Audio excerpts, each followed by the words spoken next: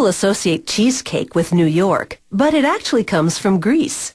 The ancient Greeks served cheesecake to the athletes of the first Olympic Games in 776 BC. The Roman conquest spread the dessert across Europe, and many centuries later, European immigrants brought it to North America.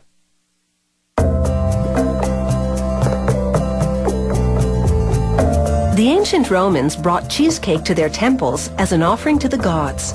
The cheese in cheesecake can be cottage, ricotta, Neuchâtel, or cream cheese. Their base, a butter cookie crust, similar to shortbread. For a batch of about 5 dozen cakes, this bakery combines 23 kilograms of butter with 4.5 kilos of sugar. Next, 16 egg whites, then 11 kilograms of flour. After mixing just long enough to incorporate the flour smoothly, the dough is transferred via conveyor belt to a vat. Gravity pushes the blob of dough out through a slot at the bottom, expelling a dough sheet about 0.5 centimeter thick. A dusting of flour prevents the dough from sticking, not just to the conveyor belt, but also to the rolling and cutting tools. This prickly roller perforates the dough sheet. The holes enable trapped air to escape during baking, which prevents the dough from shrinking and ensures a flat, bubble-free crust. The next roller has plastic circles that work like cookie cutters, slicing the dough into cake-sized discs. The leftover pieces go into new batches of dough. Each dough circle goes into a pan, then bakes at 190 degrees Celsius for 16 minutes. Meanwhile, the batter takes shape. For a batch of about 20 cakes, the bakery combines 11 kilograms of cream cheese with a kilo of cultured sour cream. That's sour cream processed a little longer than usual to give it more flavor. After slowly mixing in 7 kilograms of sugar and about 2.5 cups of flour, they blend in 3/4 of a cup of vanilla extract.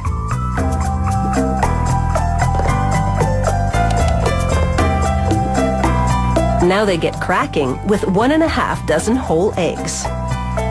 That's the recipe for plain cheesecake. Flavored versions contain extra ingredients. This batter is caramel pecan. It goes with a chocolate cookie crust. As the baked crusts arrive, sprayers grease the inside of each pan with butter so that the cake will slide out easily after baking. Then a machine called a depositor shoots in just the right amount of batter. The pans now enter a tunnel-shaped oven that's 21 meters long. The temperature inside is 177 degrees Celsius. By the time the cakes exit at the other end, they're fully baked. These 25 centimeter wide cakes take just under an hour.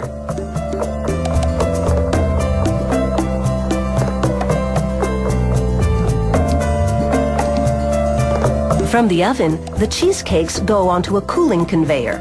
By the time the hot cakes, up to 2,000 at a time, do the nearly hour-long circuit, they're at room temperature and ready to come out of their pans.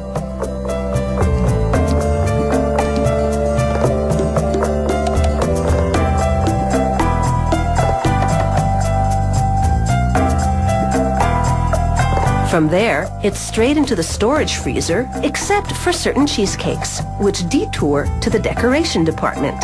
There, this Belgian chocolate cheesecake gets a big squirt of chocolate ganache, a decadent mixture of chocolate and cream. Workers spread it all over, then make swirls with a decorating comb.